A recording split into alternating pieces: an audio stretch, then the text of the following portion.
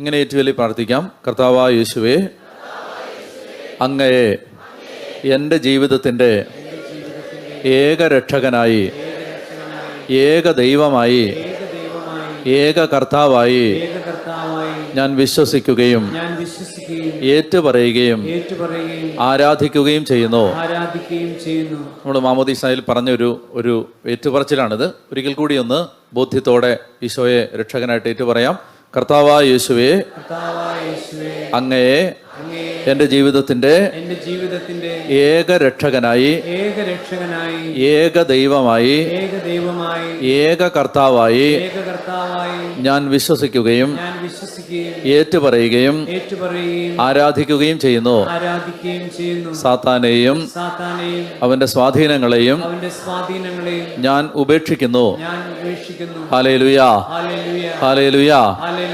ഞാൻ